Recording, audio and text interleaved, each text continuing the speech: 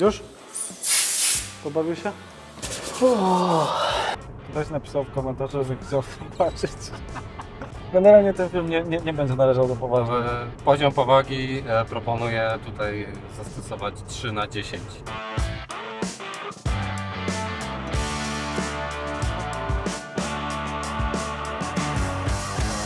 Więc ktoś chciał w komentarzach nagrać, znaczy, żeby był film o 200.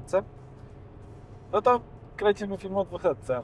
Generalnie jedziemy na drodze krajowej S. Co? Co to jest? Do Warszawy. To nieważne, w każdym razie. Lecimy krajówką i jesteśmy w stanie nagrywać, bo w innych autach bywa różnie. To też, wracając do całego tematu.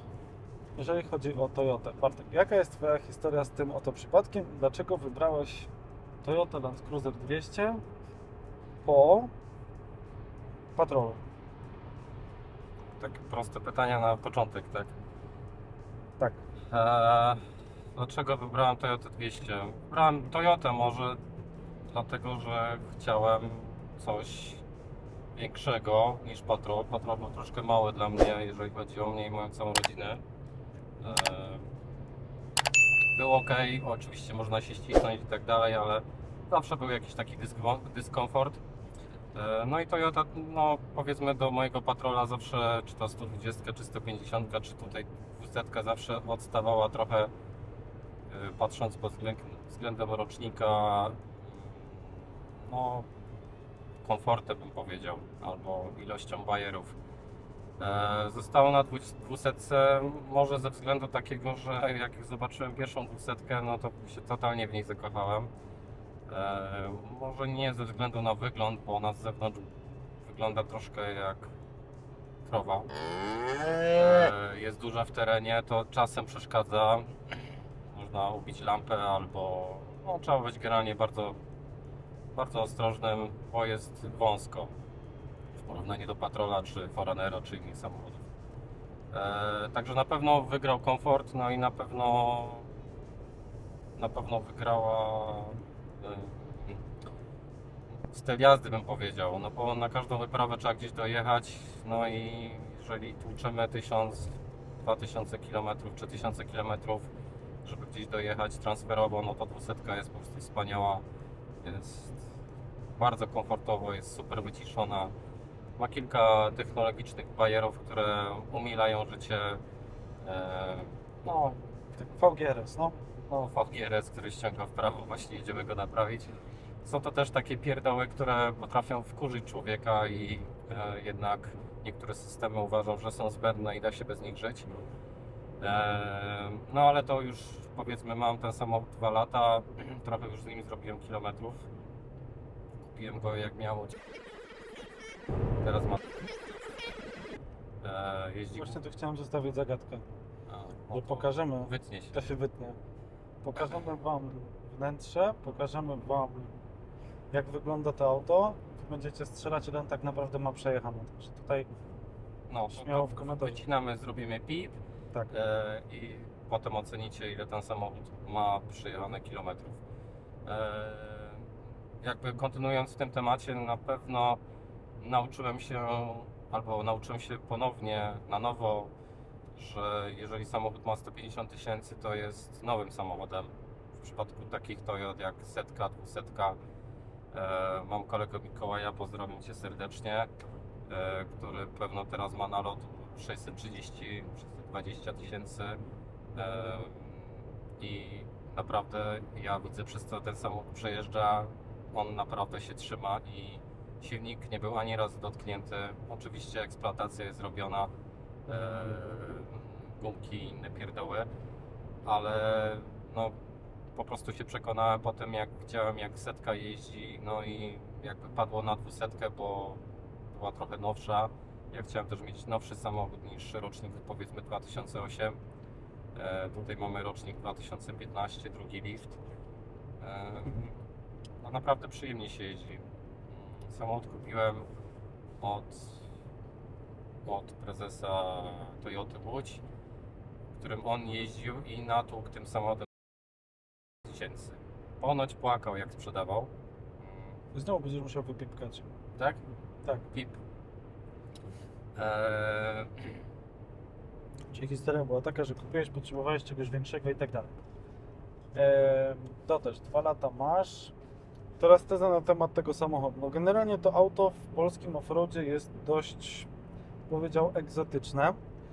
I Land Cruisery słyną tak, po pierwsze z bezawaryjności, ale po drugie, w mojej opinii, z dużego spalania. Wiesz co, no jak przeliczysz, mój Patrol z BM-ką pali około 13 litrów, powiedzmy, mieszanej takiej trasy zwykłej. W terenie, nie wiem, nie sprawdzałem, trudno powiedzieć. No to już na motogodziny, więc powiedzmy, że te 13 w trasie, no? No 13, tam 13,5. Przy Patrolu, który jest w pełni wyposażony w zbiorniki, progi, namioty, wszystko tam w nim jest. No, waży swoją wagę, wagi wam nie powiem. Tu będzie gdzieś zdjęcie. Tak. Zdjęcie, znaczy Zdjęcie, Patrola, nie tak. bagi. Patrola, tak. Także to chyba nie my tak pachniemy, nie? Nie, to coś z zewnątrz.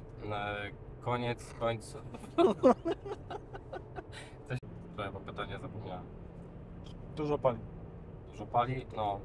Wiesz co, no, jak zacząłem nim jeździć jakby w wersji stokowej i grzałem nim po 160-180 km na godzinę, bo ten samochód rzeczywiście tyle może jechać z oryginalnym zawieszeniem, które się obniża i naprawdę ten zawias był bardzo fajny.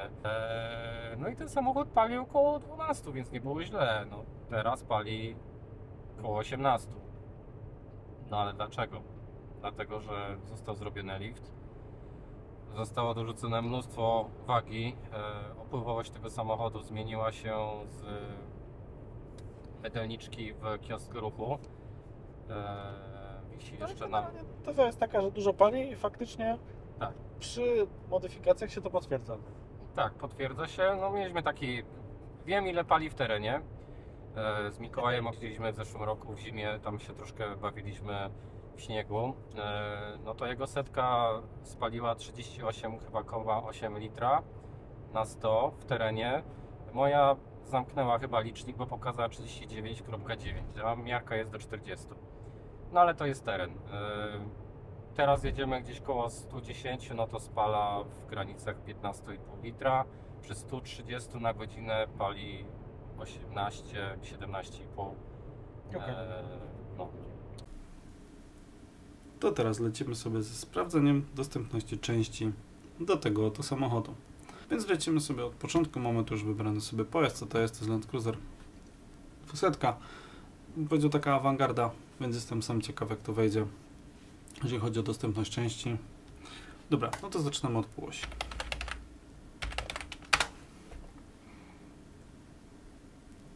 Półoś napędowa przednia. Jest, powiadam o dostępności.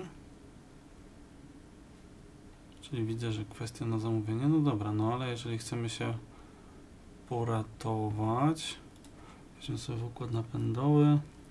Co mamy tutaj w układzie napędowym? No ale patrz, no nie mamy wprawdzie półosi, ale jest tak. Uszczelniacze, jest przegub wewnętrzny, przegub zewnętrzny, krzyżak, o którym teoretycznie będzie później, ale już wiemy, że jest, czyli łącznik wału napędowego, osłony i inne tutaj uszczelniacze. Wszystko jest dostępne, ceny bym powiedział, za przegub jest dość, bym powiedział, znaczna, ale to też jest kawał samochodu. W każdym razie ponoć nie sypią się tak łatwo, więc generalnie są. Lecimy dalej. W zasadzie to już mamy dwie rzeczy załatwione, czyli wiemy, jak wygląda cena i krzyżaków, czyli za 53,4 zł, i jak wygląda cena elementów półosi, bo od samej półosi nie jesteśmy całej kompletnej kupić, jedynie na zamówienie. Lecimy dalej, czyli mamy tutaj termostat.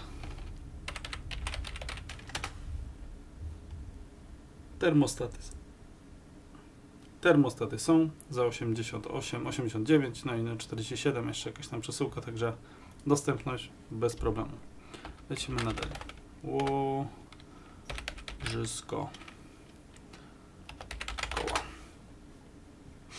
Co mamy? Łożysko do przodu, łożysko do tyłu, jak najbardziej są dostępne, 340, 180. Tutaj mówimy o przedniej części, no to mamy tutaj za 182, 183 prawie. Tutaj mamy za 189, no prawie za 190. Tutaj mamy za 340, ale to są chyba, a to jest całe z piastą. Więc opcji jest kilka, tak samo do tyłu są, żaden problem. Tu gdzieś nawet wahacze są, bezproblemowo części dostępne. Lecimy dalej. Końcówki drążków kierowniczych. Bam. Jest, wskakuje. Czy to z Delphi'a, czy z ABS-u, Delphi, Febi, Bilstein. Jak najbardziej są dostępne. To też rzeczy, które się wyrabiają, więc bezproblemowo. No i tak naprawdę krzyżaki, które już sprawdziliśmy wcześniej, czyli łączniki wału napędowego. Jest dostępne jak najbardziej, czyli w zasadzie poza tym, że pękła nam półoś, jesteśmy w stanie wszystko ogarnąć. A, to już nagrywa? Tak, nagrywa. Jak jest czerwone, to nagrywa. Cześć. Jak już ktoś napisał w komentarzu pod poprzednim filmem z Pajero, ktoś chciał zobaczyć tutaj 200. Jest. W połowie. Widać ją? Jest 200. Za Widać. chwilę pokażemy, gdzie widać ją bardziej. O, albo tak. Więc poprawiliśmy nasz statyw, jest git. Dobra, to jak jesteśmy tutaj teraz z zewnątrz, czyli kupiłeś go stoka i generalnie kupiłeś go stoka i co z nim tak naprawdę zrobiłeś z zewnątrz? Bo tak, widzimy, progi są inne. Tak, progi mi zrobił Metal Customs w Częstochowie. Polecam, fajnie wszystko zrobił od zera, tak jak chciałem. Z zewnątrz przyszła okleina, samochód jest czarny. Nie poszedłem w żadne PPF-ki, inne rzeczy, bo to są kwoty absurdalne. Po prostu jest zwykła reklamowa folia z grafiką, która bardzo mi się podoba. I teraz tak, I robi robotę. zderzaki, przód jest stokowy, tył jest z dokładką. Tył Tak. ma taką dokładeczkę, no? Tak, tył jest zmieniony. Tutaj mamy zderzak Kaimara z Australii. Także podkoło zapasowe, no bo zrobiliśmy relokację ze względu na dodatkowy zbiornik i paliwa, i wody pod BBH. Okej, no to o tych zbiornikach zaraz powiemy, jeżeli chodzi o później. Powiedz mi teraz na temat silnika. Co jest silnikiem? Coś było dodane, chipowane? I tak i nie. Silnik jest teraz w formie stokowej. Pokusiło mnie o założenie chipa, którego generalnie ściągnąłem, no bo nie było sensu i tak naprawdę pojawiły się jakieś problemy z tym związane. Także raczej chyba nie polecam tego silnika chipować. Tu jest 4,5 litra w dieslu, podwójna turbina. Naprawdę, bardzo fajnie sobie to 286 chyba koni. Przy ostatnim sprawdzaniu, ile ma, no to przez koła i wszystko ma 258 koni teraz. Znaczy tak, no bo wartość z katalogu, a wartość realna na koło to są różne wartości. Po odjęciu kół tak naprawdę. No to każdy, znaczy też producent inaczej podaje, ale jakby to auto się bardzo sympatycznie odpycha i tutaj jak na takiego dużego świniaka to jest naprawdę spoko. Powiedz mi teraz tak, snorkel jest dołożony, to widać, on jest taki fajny, ukryty. Bagażnik dachowy to jest konstrukcja wszystko frontrunnera. Tak, to jest frontrunner. Zdecydowałem się na frontrunnera głównie ze względu na to, że zmieniam bardzo często namiot dachowy i potrzebuję łatwości montażu i stolik, który mam pod dachem. No jest fajny, jest słowo. Sprzedał mnie, mimo że kosztuje miliony, ale na każdej wyprawie naprawdę robi dużą robotę i jest duży, wytrzymały. No, punkt ciężkości się trochę podniósł, ale generalnie nie przeszkadza mi to w ogóle. Dobrze, teraz tak, namiot dachowy u Ciebie to jest generalnie opcja płynna, ale zazwyczaj bazujesz na namiotach 4-osobowych, raczej. Raczej tak, bo tym samochodem jeździmy w 70% 4 osoby, czy 2+2. Także tu mam 4, akurat Folda 4 z Offlandera. Ale jak jeżdżę sam, to wolę namioty Triangle, bo łatwiej się rozbierają. Łatwiej, szybciej, wygodniej, nie? Ale zazwyczaj jeżdżę z tą 4, no bo tu przy tym samochodzie zazwyczaj jest doklejone na stałe. No tak, teraz tak, jeszcze wersja jakby z zewnątrz. Oświetlenie, to dokładałeś, tu widać LEDiki, z jednej, z drugiej takie boczne, z przodu jest 6 sztuk, z tyłu coś masz dołożone, jeżeli chodzi o tą hellę? Co tak, z tyłu mam podpięty do cofania, są dwie hele, 3,2 cala, po bokach są też dwie hele 3,2 cala, też rzadko używam, szczerze mówiąc. Z przodu mamy na masce szperacze, czy tak zwane ditch lights, które, powiem szczerze, sceptycznie podchodziłem, ale naprawdę robią fajną robotę, bo świecą po bokach i przy zakrętach w lesie fajnie się to sprawdza. I z przodu miałem szeroki kąt i dwa szperacze, jeden parę wymocowałem, było za dużo światła. Czyli generalnie to jest ta sama buda, tylko środkiem się różnią, jak ma to świetlić, tak? Tak, tak, jest po lampki. prostu inaczej Okej. szkło ustawione. Jak to jest hella... Hella Magic Black, czy Black Magic, no? czy coś Black takiego. Magic i są dwie wersje, tak? Że szeroko i... Tak, flat No, i spot. Fajnie. No to spoko, że jest taka opcja, no bo możesz sobie to faktycznie podobierać, pouciekać z tymi tematami. Jeszcze z ciekawych terenowych rzeczy, no to mamy tu wyciągarkę Warna, nie? Tak, jest Warn, nie, wiem, jest- nie wiem, który dokładnie. Ale to jest 12, 15? 12 chyba, 12. 12, okej. Wiesz co, no, robi robotę. Miałem swoje zastrzeżenie na początku do Warna, ponieważ lina kręciła się na bębnie, bo jej, powiedzmy, oryginalne mocowanie się urwało od razu i nie ukrywam, że miałem z tym dosyć duży zgryz w metrowym śniegu w górach To jest problem. i powiem Ci, że nie byłem zbytnio zadowolony. No później kwestia zawijania, odwijania. Te wyciągarki są zabezpieczone w jakiś sposób i po prostu robi się problem, nie? No robi się problem, jak najbardziej. No jeszcze, wiesz, masz nadzieję na tą wyciągarkę, ja miałem dokładnie tą samą historię, więc jakby znam temat, że jakby oczekujesz tego, że to będzie działać, a okazuje się, że to jest jakaś... No teraz działa, wszystko jest ok, no ale wciąż i dalej jestem lekkim pośmiewiskiem i zawsze jest Bartek, czy masz wyciągarkę, która działa, nie? No cóż, no tak się zdarza. Powiedz mi teraz tak, jedziemy tutaj pod spód teraz i tak, mamy zawieszenie. Zawieszenie to jest tak naprawdę tutaj w trakcie modyfikacji? Tak, znaczy w eksploatacji bym powiedział. Mieliśmy sprężyny z tyłu 200 włożone, no niestety 200 się wybiły i dupa siadła, więc wymieniamy je teraz na 400+. No i poprawiamy powietrze, bo są też poduchy, mamy z poduchami w środku. Chłopacy właśnie będą się zabierali za wymianę.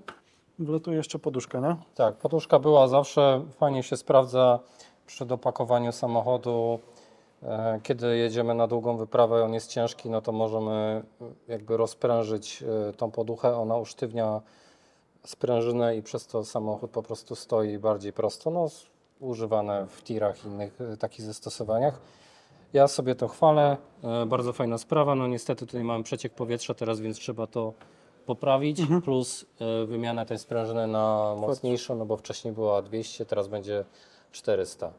Ciekawy patent z tymi poduchami, mało popularny jeszcze w Polsce, Tak. ale znam już dwie, czy jesteśmy drugą albo trzecią osobą, która tego tematu używa i widzę, że ten temat się sprawdza przy wyprawówkach przede wszystkim, no bo auto jest raz dopakowane, raz rozpakowane, warto się tematem zainteresować. No, to tak było właśnie w patrolu, czyli albo jeździsz jako wóz drabiniasty i jest sztywno i każdą dziurę czujesz, zresztą w patrolu jest troszkę inaczej, bo jest dwa sztywne mosty, a później jak jedziesz w terenie, no to albo jesteś zapakowany, no to jest po prostu siedzi nisko i się odbija od bump stopów, nie? Tak, dokładnie. Kolejnym ciekawym tematem tutaj jest dalsza część zawieszenia, mianowicie amortyzatory, no bo to jest OME B51, dość słynne, legendarne Tak. i tu robi robotę. Wiesz co, no zdecydowałem się nie popełniać błędów, które popełniłem w przypadku patrola, czyli 3 zawiasy. Najpierw było zwykłe OME chyba, tak jak kupiłem, nie pamiętam co tam było dokładnie, wymieniłem to na Dobisonsa z zewnętrznymi zbiorniczkami i tak dalej, ale nie było regulacji, więc no, generalnie wytunowanie tego samochodu było niemożliwością. Potem kupiłem BP51, no i rzeczywiście poziom komfortu jazdy bardzo się zmienił w patrolu. Kiedyś jeszcze nawet zmieniałem sobie tutaj te przestawienia. No, on jest w pełni regulowany, nie? Tak, ale później już jak raz wyregulowałem, to tak naprawdę zostawiłem. Także jakby przy zakupie 200 od razu wziąłem BP51, żeby nie płacić 3 razy. Czy moim zdaniem, jeżdżąc jednym i drugim, to moim zdaniem tu lepiej chodzi. No Tu tak, mam no lepsze bo wrażenie. masz niezależne zawieszenie z przodu, które wybiera dużo więcej, aniżeli w przypadku dwóch sztywnych mostów. No ale to już jest jabłka i konkretne. pomarańcze, nie? Więc wiesz, to No, czyli jeszcze tak, zawieszeniowo. Z przodu mamy podwójny wahacz, nie? Górny, dolny. tak. Górny, dolny i mamy do tego sprężynę z amortyzatorem, a tutaj mamy forlinka, czyli mamy 2 dolne wahacze i 2 górne wahacze. Dolny mamy regulowany, górny mamy chyba jeszcze nieregulowany, chyba jeszcze oryginał, nie? Jeszcze oryginał, jeszcze ostatnio był oryginał, regulowane są od niedawna, bo coś tutaj most uciekał, więc trzeba było go wyregulować. I stabilizatory, one są teraz rozkręcone, ale generalnie obecność w tym samochodzie jest na porządku dziennym. One po prostu są, Tak, bo niektórzy wykręcają. wiesz co, nie widzę potrzeby. Ja też uważam, że to jest jakby niekonieczna To nie modyfikacja. jest samochód to nie jest dzik do błota, to jest raczej overlanding, turystyka, chociaż powiem, że jeździ po dosyć trudnych szlakach. No nie, no widziałem jak ty jeździsz generalnie, no to jest generalnie tego trochę. Jak jesteśmy już tutaj z tyłu, to możemy sobie powiedzieć o temacie wody, nie? No bo tutaj mamy tak, tu mamy zbiornik paliwa Tak, plastikowy z osłoną metalową. Tutaj mamy dodatkowy zbiornik paliwa i wody. tak. Tak, to na zamówienie zrobił mi, snorkele mi zrobiły 50-50 wodę, czy tam 42 jest paliwa, 42 wody. Woda jest podgrzewana przez Webasto mokre, też tam gdzieś schowane, tu jest Webasto suche. No, przepompowanie, dwie pompy, jedna do paliwa, jedna do wody. Tak, mokre jest od Webasto, a suche jest od Ebersprechera. Tak. Okej, czyli jest taki podział i generalnie jak jest z tym ogrzewaniem w tym Webastem mokrym? Spoko czy nie spoko? Wiesz co, no jest awaryjne, bo ja mam stare Webasto wydrapane z Patrola, bo tam była wersja skandynawska i ono miało już zepsutą pompę wody, więc nie pompowało za dobrze. Teraz jest dołożona dodatkowa pompa wody i jest ok. Nie ma wężownicy w środku, więc jakby ono wypluwa i zasysa wodę z całego zbiornika. Czyli wolniejszy jest proces, tak? Podgrzewania. Znaczy jest o tyle gorszy, może awaryjny, że jak wypuścisz całą wodę ze zbiornika, no to wtedy Webasto nie jest zapełnione wodą i się zapowietrza.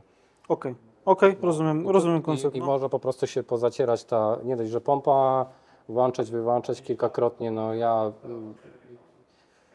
mam mieszane uczucia. No jak trzeba, to się wykąpię, ale czasami to trwa troszeczkę. Więc... A temat suchego? Z suchego jesteś zadowolony? Tak, jestem zadowolony, ale szczerze mówiąc mogłem trochę mniej za nie zapłacić. Ma kilka bajerów i ma też bardzo dużo zabezpieczeń, bo namówiłem się na najnowszy model, który ma po prostu tyle zabezpieczeń palnika. Miałem źle wycięty otwór poboru powietrza. To Webasto się wyłączało po jakimś czasie, co się ujawniło dopiero, nie wiem, po 8 miesiącach użytkowania. Przestało działać, no i jak jesteś w -2 i jest Ci zimno, no to... Także wiem, o co chodzi. Mimo pieniędzy, no też miał jakieś swoje, powiedzmy, instalacyjne wady, ale generalnie no jest już teraz, jestem zadowolony, działa. Gra i bucy, nie? Tak. Gra i bucy, jeżeli chodzi o ten temat. Jeszcze zapomnieliśmy powiedzieć o jednym temacie, którego tutaj dosłownie w tym miejscu nam brakuje, czyli o kołach. Tu są 34, tak? Tak. 34, 33? Były 33, ja zwiększyłem na 34, ponieważ brakowało mi mięsa na oponie. Zmniejszyłem felgę o 1 cal, zwiększyłem gumę o 1 cal, także teraz jestem zadowolony pod względem jazdy, bo jest z czego spuszczać powietrze, jest fajna trakcja, jest dobra osłona. Niestety poprzednie opony pocięłem kilkakrotnie, zawsze po bokach i w momencie jak samochód był przeciążony na którąś stronę, no to naprawdę tam wygląda jakbym miał zaraz wystrzelić. No wiem, no przy tej masie to jest wygląda, ale ta opona mówi, że Ci się sprawdza i to jest 285, 75, 17 na felgach Icona. Bardzo ładnych zresztą, także opona STT Max. Mówi, że jesteś z tej opony generalnie zadowolony. Tak. Wbrew pozorom jest to bardzo stary design, bo ma chyba z 10 lat, ale robi robotę. Nikt nie mówi tego, ale to jest w porównaniu do RTK-ów, które miałem z radara, To jest też AirTag. Tak, to jest AirTag. No to jest lepszy AirTag, gorszy AirTag, ale nie? większość ludzi nazywa to po prostu ATEkiem, ale to jest Nie, AirTag, to tylko jest AirTag. no, jedynie co brakuje mu to jest tych tak zwanych sidepings zimowych i wtedy mogłaby być też zimową oponą. No, znaczy już ich trochę ma, nie? No, ma trochę. Trochę ich ma, ale nie ma jeszcze tyle, co prawdziwa zimówka, nie? Więc jest- spodziewam się, że tam będzie jakiś redesign. Na pewno jest dużym plusem to, że jest ta ścianka bodajże kevlarowa, czy jakoś tam Wzmocniona, nie? Jest ten Wzmocniona. Army coś tam? Armor Tech. Także jak jeździmy po ostrych skałach, szczególnie na Bałkanach, no to naprawdę teraz śpię spokojnie. No. Robi robotę. No, najważniejsze, no masz 5 w tych samym, także robi robotę, nie? Jeszcze przy kołach jak jesteśmy, no to mamy DBA założone. Tak. No widzę, DBA jedno i drugie, nie? Wszystko na Co pomarańczowo. do samych klocków, no to temat woda, jakie założyć i tak dalej. Ja mam akurat takie, ale uważam, że tarcze są dosyć ciekawe, bo na pewno szybciej się chłodzą i też może trochę inaczej zbierają To to tak, bo to są DBA i one mają w środku, nie mają takich pasków, tylko te łapki kangurka, nie? Bo to jest ten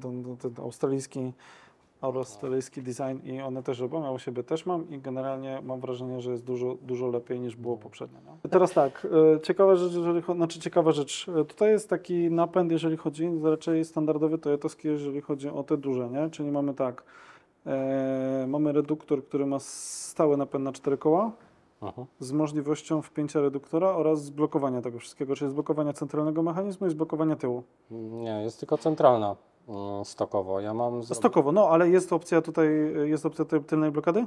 Tak, no tu jest założona blokada ARBA z tyłu Okej. i z przodu. Czyli mamy tak, normalny reduktor, którym jeździmy na 4, znaczy jeździmy na 4 butach, dopinamy sobie tylko reduktor i blokujemy centralny mechanizm Tak, różnicowy. w Jeżeli chodzi o, stokowej 200 tak wszystkie mają. tak, jeżeli chodzi o to, no Czyli to podobnie jak 150. To jest 120 też tak ma. Teraz przejdźmy szybko przez ten wydech. Nie był w żaden sposób modyfikowany. Jest stokowo, jest git. Mamy teraz tak, skrzynia automatyczna, standard, to chyba nie było innej. 6 biegów automat. Znaczy wychodziły wersje w benzynach, ale to już po 16 roku 8-biegowe skrzynie, ale tam też przełożenie było inne, było 43/13, ale to już są takie... Okej, ale to są niuanse, ale nie, bo wiesz, Takie modyfikacje, tak jak na przykład Czy wiesz- przedlift, polift, nie? znaczy nie, rozumiem, ale rozmawiamy akurat o tym egzemplarzu, wiesz, jakby o tym konkretnie, nie? Euro 5? Bo to jest temat taki, no nie, bo to jest temat, wiesz, A tak, Euro 5. tak. Jeszcze teraz tak, zasięg na tym wszystkim, co masz na przelocie, jaki masz zasięg? Tak około. 500 km bez zbiornika zapasowego. Nie, nie, chodzi mi o ten przypadek, czyli to i to. 700 km gdzieś tak powiedzmy 700 zrobisz. na spokojnie. Można było do 800 przeciągnąć, ale ja nie... Nie no, przy tobie masz około 700 km. można przejechać. Teraz tak, spalanie to już rozmawialiśmy, czyli w granicach 15. 15 do 18. 15 plus. Zależy jaki ma humor, także wiesz. Czy ty wiesz, ile tu jest na haku? Bo to też dużo osób Nie mam się pojęcia. zastanawia. Sprawdzimy to w dowodzie i tutaj gdzieś będzie U mnie napisane. hak jest zmodyfikowany. Tak, no bo tam jest jakby ten Dwucalówka faktor, amerykańska. od ale razu. będzie opisane tutaj, ile jest generalnie, zobaczymy w dowodzie, ile jest wpisane, żeby ten temat był. Ale na haku jest dużo, bo to jest jeden z najbardziej ulubionych samochodów w Australii do ciągnięcia. Także na haku tam jest 3,5 To jazdy. sprawdzimy. No sprawdzimy ile dokładnie, żeby każdy wiedział, wiesz, bo ktoś będzie się zastanawiał jakby modelowo. No i ciekawszy temat generalnie, który jest też dość mocno poruszany, mianowicie u Ciebie to jest już w ogóle temat łączności najbardziej rozwiązany, czyli masz ECB Tak. i UHF, VHF. Czy PMR, czy jakkolwiek. Znaczy UHF, VHF, PMR, bo PMR to masz to. UHF, VHF. Tak, W każdym wszystko. razie to drugie też. Teraz właśnie doszło radio.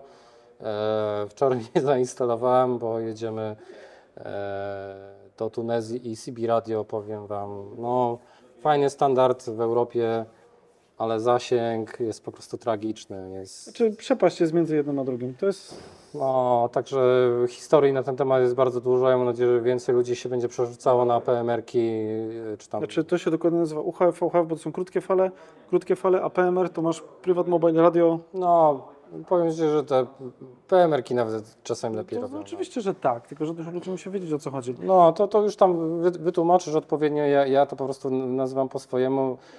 Na pewno jest dużo komplikacji dla kierowcy, no bo nie wszyscy z nas są szpecami technicznymi i tak dalej, wiesz, zakres fal i tak dalej, wszystkiego się trzeba nauczyć, nie dziwię się, że są do tego kursy i egzaminy. Ty jako kierowca wsiadasz, no to każdy mówi, no to masz CB, masz ile tam jest, 14, 20, 30. 40 CB. W zależności jaki masz model, bo to też No, starsze miały tam powiedzmy mniej.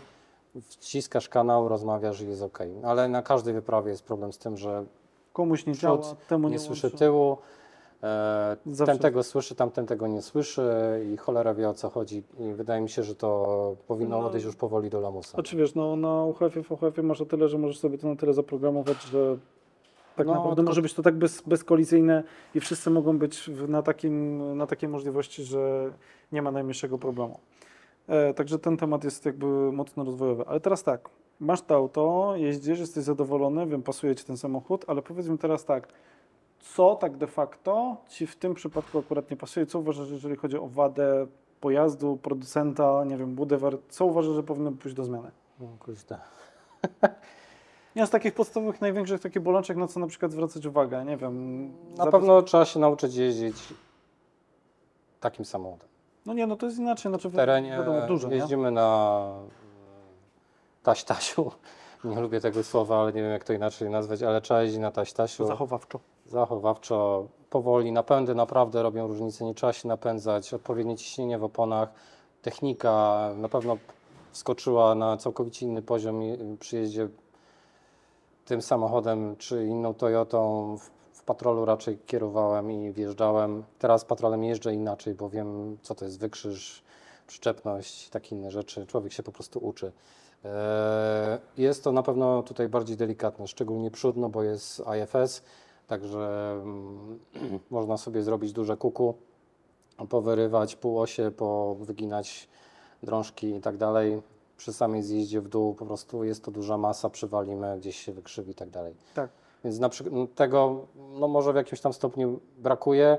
Na pewno jest to droższy samochód w serwisowaniu, utrzymaniu i tak dalej.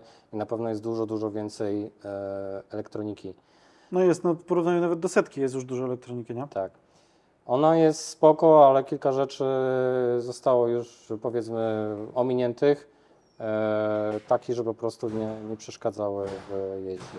Tak jak tu kolega przed chwilą powiedział, bo jesteśmy w Max Moto w Warszawie, jakby komora silnika jest ten silnik tak duży, że praca na nim jest. No nie, tam no, o wielkość kartki papieru się tam walczy, nie? To tam żeby ją opakować, to jest tyle problem. Więc no.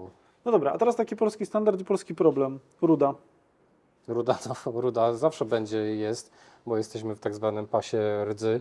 No tak jak mówiliśmy, no jakby z problemów jakby tutaj naszych wschodnio-środkowo-centralnoeuropejskich, czyli ruda. Znaczy, to mamy jakby żal do w ogóle Toyoty, no bo z tego co wiem, no to każda Toyota, którą nie wiem, ja posiadam, albo ludzie posiadają, albo stoją tu na parkingu w tym serwisie, no mają rudę i ruda jest na ramie i na podwoziu. No tak, no to jest problem tutaj generalnie. Także ja, żeby zachować powiedzmy sobie trochę świętego spokoju i zagwozdki, że później mi gdzieś pół samochodu odpada albo jest no, w stanie makabrycznym, zrobiłem Waxoila. Zrobiłem go w tym samochodzie i zrobiłem go w 2 innych Toyotach. Od razu, póki są zdrowe, to jest rząd wielkości od 5 do 8 tysięcy w zależności od rodzaju. A tu mówimy nie o Waxelu, nie mówimy o wosku, tylko o zabezpieczeniu. Nie, mówię o Waxoilu, bo przed Waxoilem ta rama była zdrowiutka, miałem tylko trochę piasku gdzieś tam w ramie w środku, bo on jeździł głównie po asfalcie w Polsce, bo to jest 2015 i była zdrowa rama, więc ja od razu z polecenia wziąłem i zrobiłem Waxoila, żeby on był pokryty po prostu tą tylko. Dla świętości i masz generalnie święto na razie, nic się nie objawia. Bo przy samochodzie, który jest w miarę nowy, ja nie widzę sensu malowania ramy, bo odklejanie budy od ramy i to wszystko to jest tak czasochłonne i tyle pieniędzy kosztuje, że Znaczy w niektórych przypadkach trzeba zrobić, żeby to zrobić porządnie, ale w momencie, kiedy to jest jakby działanie prewencyjne, a nie leczenie, to wtedy spoko, nie? Wiesz co, no Waxoil w teorii daje Ci 5 lat gwarancji przy corocznym tak, przeglądzie. Nie? Znaczy wiem, tylko chodzi mi o jakby prewencyjne działanie, czyli nie masz już, wiesz, nie płatkuje Cię już, No, tylko no zabezpieczasz, tak, no bo to już jest za późno, nie? To już jest to już jest po na ptokach, Waxoila, nie? to też trzeba o tym pamiętać. Na podwoziu jeszcze mamy osłony. Co do osłon mogę powiedzieć, że miałem aluminiowe osłony, ale wymieniłem je na metalowe, ponieważ aluminiowe moim zdaniem pod wpływem temperatury po prostu zmieniły swoją wytrzymałość strukturalną i po wjeździe na jakikolwiek kamień po prostu zmieniały swój Pękały? kształt jak chciały. Pękały czy się... Nie. Czy się Po prostu się deformowały. No. potem nie do założenia. Znaczy da się to wystukać, no. Więc jak przyjechałem na serwis tutaj do chłopaków, No tak. do Max Moto przyjechałem na serwis, no to wróciłem z takim wielkim kamieniem, który musiałem po prostu tam wcisnąć, żeby mi nie obijała obudowa o reduktor. No okej.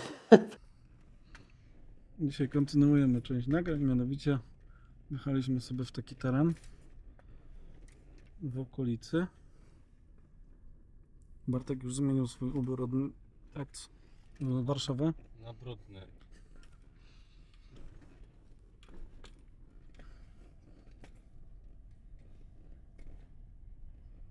Także dzisiaj kontynuujemy temat. Trochę na zimno. Trochę na zimno, trochę na ciepło. Jak widać piękne otoczenie jeziora, którego żaden Niepolak nie wymówi. Kierno.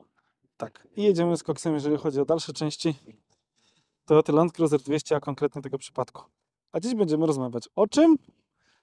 O zabudowie. O środku. Pokaż, Bartek, co ty tu masz, bo masz nawojowane w tym aucie, jeżeli chodzi o zabudowę, dość konkretnie. Znaczy zabudowa jest zrobiona druga moja, więc jest troszkę już przemyślana zgodnie z moimi potrzebami. Tu zazwyczaj jest zbiornik z wodą, koło doczepiane, jest kilka rozwiązań. Tu mamy moją zabudowę, która ma dużo różnych ciekawych skrytek. Tu palimy sobie wodę, znaczy światło, co ja mówię. Tu mamy światełko, które możemy sobie zmieniać. Jak są komarki, no to włączamy czerwone, żeby nie leciało. Tu mamy cargo, jakieś rock lighty. Cały system do zarządzania wodą, czyli tu sobie włączamy, patrzymy jaki mamy stan wody plus paliwa. Jest zbiornik pół na pół, o czym wcześniej rozmawialiśmy. Także woda 0, bo mróz. Paliwa mamy połowę, czyli około 20 litrów. Tu mamy pompkę do wody. Woda jest umiejscowana w tym miejscu, tu sobie wężyk podłączamy i generalnie wszystko leci. Tu mamy pompę do przetankowania paliwa. No to mamy puste akurat. Całość możemy wyłączyć w ten sposób lub włączyć. Dalej. Tu mamy włącznik do przepompowania wody. Tu mamy nie tym palcem, tak? Tu mamy włączenie Webasto, failsafe, włączenie Webasto do wody. Ale to jest Webasto, to trzeba pamiętać, to nie są takie rzeczy. Tak. Sterownik jest Webasto ma 20 lat chyba, ale dalej chodzi. No tu wiadomo, mamy różnego rodzaju prąd, porty, baterię mamy LiPo, więc pokazuje nam 13,6, to jest dosyć normalne dla takich baterii, że jak jest naładowana, to pokazuje więcej voltów. Tu mamy Webasto. LiPo czy LiFa? LiPo 4. Litowa. A co będzie dalej, to się okaże. Tu jest Webasto suche, tu jest wylot, tam są naciągi. Schowane mamy z boku, w boczkach na szybę rury, które nam się nie pamiętają. Także możemy sobie je albo tędy, albo przez szybę wyrzucić. Tu jest inwerter, chyba 2 kW. Gniazdko. To jest inwerter razem z ładowaniem tego, nie? Z panelem słonecznym. Tak, panel jest na masce, ale inwerter no to ciągnie po prostu z baterii, nie? Tak, Więc... ale chodzi, że w jednym miejscu masz sterowanie i do tego, i do tego. Nie, tu jest tylko inwerter, który jest podpięty do baterii. A tam to jest automatyczne sterowanie tego. Tak, tam jest całkowicie inna ładowarka DC-DC, która jest pod maską. Więc jeżeli chcemy, no to inwertera używamy do zrobienia kawy. Najważniejsza rzecz. Po wielu latach jeżdżenia i robienia sobie kawy tym zaczęliśmy robić kawy w ekspresie, ponieważ podróżujemy z dziećmi i nasz przystanek zazwyczaj ma 20 minut i musimy im jeszcze ugotować jedzenie. Osobiście polecam to. Bardzo fajnie nam się to spisuje. Jest lekkie przede wszystkim niż puszka, która waży dużo więcej. No tutaj jest dużo różnych takich randomowych rzeczy, które nam zostały po ostatniej wyprawie, ale to nam zazwyczaj załatwia sprawę, wystarczy woda i 10 minut i temat jest zamknięty, także... Co kto lubi, nie? Ja lubię No, puchy. próbowaliśmy jeszcze takie rzeczy, no generalnie coś, co w miarę szybko możemy ogarnąć. Więc tu teraz jesteśmy przed wyprawą, więc połowa rzeczy jest w garażu. No oczywiście safety jest potrzebne. Ja wożę 2 gaśnice, moim zdaniem bardzo ważna rzecz. Bardzo. Wodę zazwyczaj wozimy na pacę jedną, jeżeli potrzebujemy większy kanister, to wozimy na kole 20-litrowy albo paliwo, w zależności gdzie jedziemy. No i teraz przechodzimy do tej lepszej części, czyli kuchenno-barowej. To jest podpatrzone z 3 różnych zabudów. Jedna firma, która chciała mi to zrobić, dzięki Ci Przemek, to jest Rock Offroad w Nowym Sączu. Bardzo fajnie to wykonał, fajnie się sprawuje, biorąc pod uwagę, że to jest prototyp.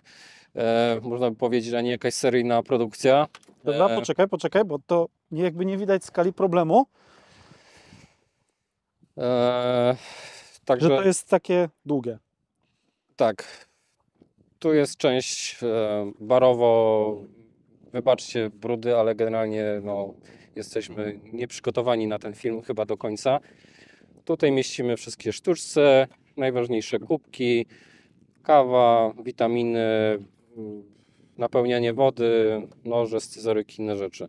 Tu natomiast mamy część kuchenną, czyli mamy kuchnię, która jest w użyciu, jak widać, gazy, inne rzeczy, przyprawy. Tu sobie gotujemy, to możemy sobie zakryć, użyć jako deski. Opcji jest dużo. I mamy lodóweczkę Dometica. Tak, Dometic, no nie wiem, kupiłem Dometica, kilka osób mi go poleciła, no robi robotę, działa, teraz jest wyłączona. 40, 35. ale generalnie zadowolony jesteś. Tak, jestem zadowolony, robi robotę. No. Uważam, że spust wody na dole powinien być większy do mycia, no ale to jest taka mała pierdoła. Poza tym chodzi, jest cicha przede wszystkim. Dużo ludzi narzeka na lodówki, że są głośne. Ponoć Dometic jest cichy. No nam nie przeszkadza, bo jest z tyłu zabudowy, nie śpimy w niej razem z nią, więc... Ale nie słyszymy jej w każdym razie. No, lodówkę mamy w szufladzie. Na tyle szuflady mamy jeszcze jakieś narzędzia, gazy, inne rzeczy. Tu mamy kratkę, żeby odizolować lodówkę od reszty bagażów. Tam zazwyczaj trzymamy śpiwory, koce, jakieś inne rzeczy, które upychamy po wyciągnięciu. Mamy modułowość, jeżeli nie chcemy lodówki, żeby nam wystawała, no to może być w ten sposób, możemy ją zamknąć do końca, ale tego blatu używamy najczęściej. Nie mamy nóżki pod spodem, no bo nie chce nam się jej otwierać. Jak mamy jakąś większą wagę, to po prostu wsuwamy to trochę kawałek dalej, no to wtedy jest stabilne. Jakby lecąc dalej, to zazwyczaj lecą krzesła, jakieś takie przedmioty, które się lubią obijać. Mamy półeczki i boki zrobione przez Expedition Gear z Warszawy. Zrobił nam fajne boczki z wycięciami jakby na moją prośbę, żeby właśnie chować sobie te wszystkie dodatkowe rzeczy jak rury, kurtki, ręczniki, jakieś inne takie rzeczy, które rzadziej używamy. Tam jest trochę mniej dostępna część po lewej stronie. U góry mamy półeczkę. Półka jest regulowana na takiej zasadzie, że od frontu mogę sobie wrzucić też bagaż, jeżeli siedzimy na tym siedzeniu i to jest przydatne dla dzieciaków, na kurtki, jakieś koce, inne rzeczy, które sięgamy po prostu od frontu. No tutaj ten pawlarz jest dostępny z tej strony. To jest nowość, nie? Tak, to jest nowość, to mamy akurat od Bizona, czy Bizona po polsku, też z Warszawy, od Pawła. Wyciąłem sobie dodatkową dziurkę na światełko, które też dodatkowo zrobiłem, żeby było trochę więcej światła. Na tym wieszam takie dodatkowe rzeczy, które potrzebuję. Tu akurat były trytytki plus jakiś sterownik, zapalniczki, gazy. Tu mamy w tym trytytki pod ręką, bo wiadomo, każda terenówka to jest dużo trytytek. Tutaj mamy zestaw do kół. Kabanosy. Tak, tu są kabanosy, siekiera, piła, tu mamy rękawice pochowane, tu spodziewam się, że jeszcze jest jakaś lina. Także klapa dostała trochę wagi, ale mam to wszystko pod ręką i fajnie się to pochowało. I jeszcze fantastyczny nowy. Tak, tu mamy, o jest pusty akurat, wieszak na papier. Papier był wiecznym problemem, bo ani się nie mieścił w zabudowie, bo był za wysoki, albo się cały czas rozwijał, więc mamy taki fajny schowek na papier, go tutaj pakujemy. Mieści się tylko odpowiednia wielkość rolki, co może być minusem, ale mamy go zawsze zapięty. Jak trzeba, wypuszczamy jeden listek, chowamy i on sobie tutaj wisi, nikomu nie przeszkadza. Ten klasyczny rozmiar rolki. No ja nie wiem, Te jumbo jety. to jest 20 cm takiej szerokości. No tu mamy taki główny luk bagażowy. Mieszczą nam się takie 4 torby, jedna na drugiej, które zamykają jakby tą część, a później od frontu zazwyczaj mamy wodę plus takie zbiorniczki, w których trzymamy kalosze, piły. W tym chodzimy na zakupy do sklepów lokalnych. To też jest wymiernikiem, ile rzeczy możemy kupić, no bo jak kupimy 2 świadki, no to później ktoś musi je gdzieś wrzucić i się nie mieścimy. Także to sobie jeździ zawsze z nami. No i tak mniej więcej wygląda ta zabudowa. To jeszcze mam taką funkcję półki wyjeżdżanej, gdybyśmy chcieli sobie, nie wiem, przerzucić lodówkę na tą stronę. Rzadko z tego używam, ale jest. Dostępowe bardziej, nie? Tak, no i oczywiście 2 boczki, których są części zamienne plus jakieś takie większe narzędzia. No Toyota oczywiście przewiduje schowki oryginalne, więc tu mamy Kolejne. klucze, tu mamy recovery jakieś. Jeszcze zapomniałem powiedzieć o kompresorze, który tu jest podpięty. No i to jest nasz zameczek, w którym jeździmy i mam wszystko pod ręką, także Z tego trochę. jest tego trochę, ale Jest jeszcze ogromna roleta, nie? Tylko że generalnie roleta jest jeszcze u nas tak jakby w kraju mało popularnym. no, Popularna? roleta, markiza. Jeszcze to jest roleta 270. Tak. Dużo osób twierdzi, że nie jesteś w stanie używać tej rolety, jak masz klapę podnoszoną do góry. Jesteś w stanie, jeżeli odpowiednio wyregulujesz. Moja roleta się mieści w tym miejscu, więc domykam ją bagażnikiem i jestem w pełni wodoodporny naokoło. I Tu robi się akurat- spad. Tak, no generalnie jest sucho. Także w momencie, jeżeli mamy niepogodę, no to z tej strony mamy część jadłodalni. Tu mamy kuchnię, a wejście do namiotu mamy potem od prawej strony. No potem na początku było pytanie odnośnie dlaczego 200. No odpowiedź była prosta, komfort i komfort, no powiedzmy. Nie, no to bądźmy szczerzy, tak. Otworzymy sobie, dobra, mamy teraz tył, który Tył, który no powiedzmy jest trochę przypakowany. przepakowany, jest tam kilka rzeczy powrzucanych, ale miejsca jest dużo. Używamy sobie takich siatek u góry, w które rzucamy ciuchy. Tu jest dostęp do tego pawlacza od tej strony. No tutaj oczywiście urzędują dzieciaki, więc mniej więcej to tak wygląda u nich. Tu na tyłach mamy przyczepione apteczki 2, jedna z bandażami, druga z lekarstwami, więc możemy szybko je zerwać i założyć. No i teraz patrzmy, tak, jak wygląda auto terenowe. Patrzcie, jesteśmy w terenie, wygląda plaża tak, przyjechałeś i masz z powrotem wracać takim samochodem, który masz drewno na kierownicy, masz piękne fotele, białą skórę, tą kremową skórę z ogrzewaną szybą, z klimatyzacją strefową, no inny standard życia. No jest inny standard życia. Większość ludzi, których spotykam, to puka się w głowę. Ja zawsze zadaję jedno pytanie, jak często czyścisz swój samochód? Większość ludzi mówi, że terenówki się przecież nie czyści, szczególnie te takie do błota.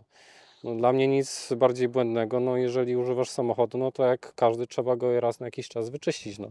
Tu jest powiedzmy 10% więcej roboty, wystarczy zadbać o samochód, on będzie dbał o Ciebie, no więc polecam wszystkim zadbać o swoje samochody, bo to potem jest fajnie, no. To się zwraca. Wraca się, no. Jest komfort, jest rogal na twarzy przede wszystkim. Czy jak mój kolega Grzesiek mówi, batat. Bartek, pokaż tą mitologiczną roletę, a raczej jej Mitologiczną. Roleta dosyć normalna, wiesz. To jest akurat krótka, mam 2,20 m bodajże. Zazwyczaj jeżdżę z 2,50 czy jest gdzieś dotąd. Daje trochę więcej prześwitu, ale tym razem pojedziemy z tą. Także nie będę tutaj robił jakichś takich specjalnych udawał, że to się robi w 5 sekund. Tu są dodatkowe słupki, których generalnie nie potrzebujemy na co dzień, tylko jak jest duży wiatr albo gdy robimy przedsionek. Pokrowiec jest na tyle duży, że możemy sobie wrzucić tutaj dodatkowe ścianki, właśnie słupki, czasem brudne rzeczy, tarpy, więc fajnie, że wszystko jest schowane w brudzie, powiedzmy.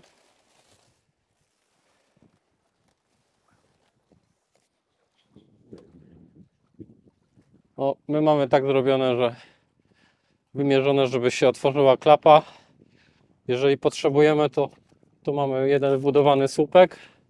Jeżeli rzeczywiście mocno wieje albo chcemy pożonglować trochę spadkiem, to w tym momencie sobie go napinamy. Nie, no bądźmy szczerzy, z tego co ja używałem rolet, to tutaj mamy taki wypas, że po prostu przy takim wietrze jak jest dzisiaj to nic. Tu jak popatrzysz na ten zawias, on jest naprawdę solidnie zbudowany, wiesz, no No może nie ty, a ja tym bardziej. myślę, że spokojnie, wiesz, tylko inaczej bym się zasadzić. Tu mamy rzepy, do której doczepiamy sobie takie uniwersalne ścianki. Tą ściankę wieszamy w takiej jednej sekcji i tak, albo możemy przedłużyć ten daszek, postawić go na słupkach, które mamy dołączone, albo możemy sobie zrobić ściankę prywatności, jeżeli chcemy, nie wiem, się wykąpać z tamtej strony. Parawan. Parawan po prostu, no, parawan, tak. Jesteśmy na plaży. Niestety nie jest paski, jest jednokolorowy, ale może tak, parawan jak najbardziej na plaży. No także ja polecam, no, markiza no, nie jest jeszcze popularna u nas, szczególnie taka. To kosztuje trochę, ale moim zdaniem to jest jak z parasolem. Warto mieć, niekoniecznie trzeba używać, ale jak pada i jest wymagane, To jest nieocenione. to jest niedoceniane. Ale Ale jak chcemy to zamknąć, no to puszczamy sobie to do końca. Nawias oczywiście pracuje, ale to w żaden sposób nie ma tutaj. Ale on pracuje. Materiał jest naprawdę gruby, nie gnije, znaczy gnije, no nie gnije w sensie, nie jest z bawełny, tylko jest po prostu ze sztucznych materiałów. No zapinamy sobie to Poliester. od góry, momencik, tu trzeba wyciągnąć tą sprzączkę. Dlatego też wolimy te większe pokrowce, no bo wtedy nie trzeba tego jakby strasznie mocno zwijać, męczyć się z tym, tylko tak jak nam się to po prostu wydaje, że powinno być w miarę ułożone.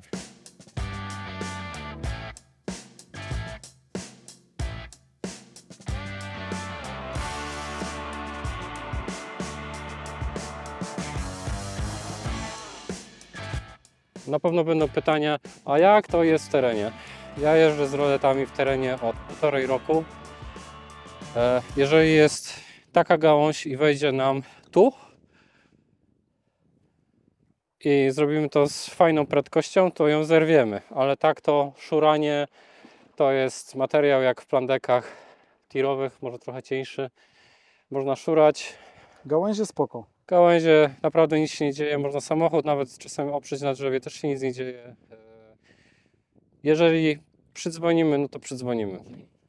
Ale tak poza tym ja się tym w ogóle nie martwię. No i wbrew pozorom, nawet czasami trochę na przekór staramy się to przetestować. Dobra, testujemy teraz mianowicie jedną rzecz, którą sobie wybraliśmy, czyli testy przy 100 km i ilość obrotów. Mamy tutaj drogę ekspresową, żeby nikt nie powiedział, że to droga ekspresową nie jest. I testujemy przy 100 km na godzinę. No, generalnie jeżeli wejdzie na szóstkę i jest płasko, to jedziemy 1500 obrotów 100 na godzinę. Teraz mieliśmy góreczkę, więc skakuje na 1700 obrotów przy 100 na godzinę. No i tak się czołgamy. Jak uważam, że jak na auto z potencjałem wyprawowym jest to dość fajna opcja. No ja znam 3-4 użytkowników. Jedni mówią, że zeszli nawet poniżej 10 litrów. Ja w to osobiście nie wierzę. Mnie się nie udało tego zrobić, ale ja mam buty z cegłami, więc nie troszkę inaczej to wygląda.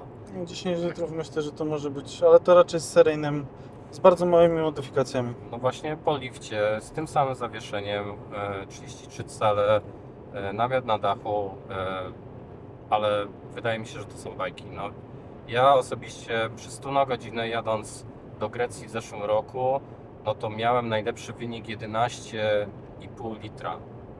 Ale to było rzeczywiście 100 na godzinę cały czas asfaltem. Na 33. Teraz na 34, ze względu na to, że nie jeździłem z Mikołajem za dużo, cześć Miki, także moja przelotowa wzrosła do 125-130, no to spalałem 16,5 do 18 w zależności jak wychodziło. Czyli dość mocno rośnie powózek. Bardzo mocno rośnie. No jak dodamy gaz, no to w tym momencie ten samochód zaczyna pić jak stary alkoholik. No to trzeba być bardzo ostrożnym, no i cierpliwym, no ale komfort jazdy jest o tyle dobry, że wydaje mi się, że można wytrzymać. No, Nie radzi sobie. radzi sobie. Nie, no na drodze jest naprawdę komfortowo, jeżeli chodzi o to. A w tym momencie on jeszcze ciągnie. Powinien gdzieś chodzić na 2000 do 2100-200 obrotów przy 120. To jest bardzo dobry wynik. Włączamy sobie 4 low. Możemy... Jesteś gotowy? Zmieniamy sobie ustawienie na komputerku z wybojów na Mud and Sand. Nie wiem, czy to ma jakieś znaczenie w tej chwili, no ale możemy sobie włączyć.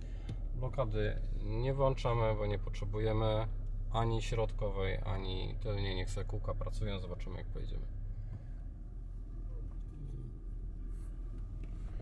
Wjeżdżamy na 3 barach na kołach na piasek. Myślę, że raczej nie powinniśmy się kopać za bardzo. Na spokoju, na taś-tasiu. Wjeżdżamy, jak czujemy, że zaczyna nas trochę bardziej boksować, no to sobie możemy dodać gazu.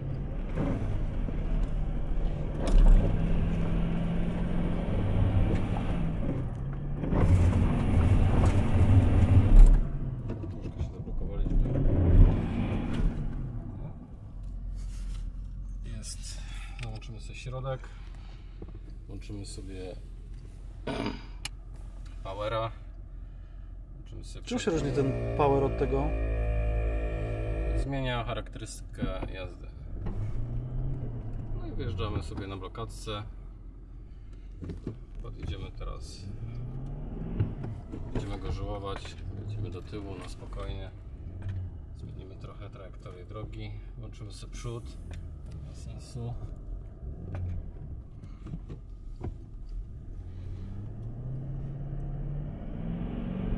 Chyba musisz zrobić to berberskim sposobem. No jednak krew patrolowca jest jeszcze trochę we mnie. Potorujemy troszeczkę.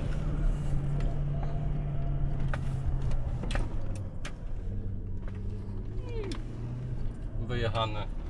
Trochę trzeba poborować, czasami trzeba trochę pomyśleć. Trochę szczęścia czasem. Ale nie było jakichś takich generalnie do odcinania. No nie było. No, piasek głęboki. No, wiesz, no, ciśnienie w powietrzu myślę, że robi też swoje. A generalnie musimy pamiętać o tym, że jeździmy terenowym autobusem albo terenową limuzyną. Krową. Aczkolwiek krowa, która naprawdę zaskakująco dobrze radzi sobie w terenie. To ja to bardzo dobrze sobie dają radę w terenie. No, trzeba tylko trochę być bardziej ostrożnym. No, jak dla niektórych Toyota, a w szczególności ten model jest limuzyną, no to myślę, że po tak krótkim przejeździe może się lekko zdziwić. No, znaczy no, nią tak jeździmy tak naprawdę. No, wiesz, no, wiadomo, że większość czasu, jeżeli jedziemy gdzieś turystycznie, to są to szutry, błota inne, ale Nie, naprawdę bardzo auto sobie, to bardzo ładnie sobie radzi w terenie. Ja jestem pod wrażeniem, jeżeli chodzi o komfort jazdy. Jako na osobę, która jeździ patrolem, uważam, że komfort jazdy tym samochodem jest naprawdę niesamowity, jeżeli chodzi o wybieranie dziur. Tak, no to Ktoś mnie tu zruga, ale szczerze polecam się przejechać, bo większość osób, które będzie na ten temat opiniować, pewnie nie jechało, a polecam sprawdzić. jak najbardziej. Tylko, że Bartek nie pożycza, jakby ktoś pytał. Nie. No, mało kto pożycza swoje terenówki, nie? No, nie wiem co tam jest. Tam jest chyba ten przejazd. Tak, To jest na ten. tylko, że tam próbujesz z góry? Nie, no to wjedziemy spokojnie, tylko przełączymy się znowu na, bo teraz robiliśmy wszystko na zwykłych, powiedzmy sobie, podjazdach. Bez bloku. Tak, bez bloku, rzucimy mu rock and dirt.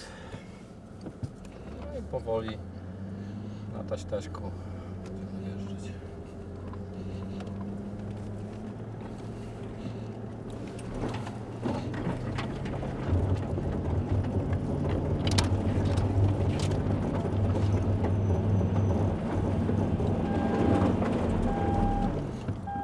To trzeba pamiętać jeszcze jedno, że to auto ma... Uwaga, bo tu będzie duże tąpnięcie, bo tu mamy dziurę dużą. Myślę, że te wszystkie dzikie odgłosy... Musiałbyś pas założyć. Mam pas, tylko generalnie no... Generalnie te wszystkie dzikie odgłosy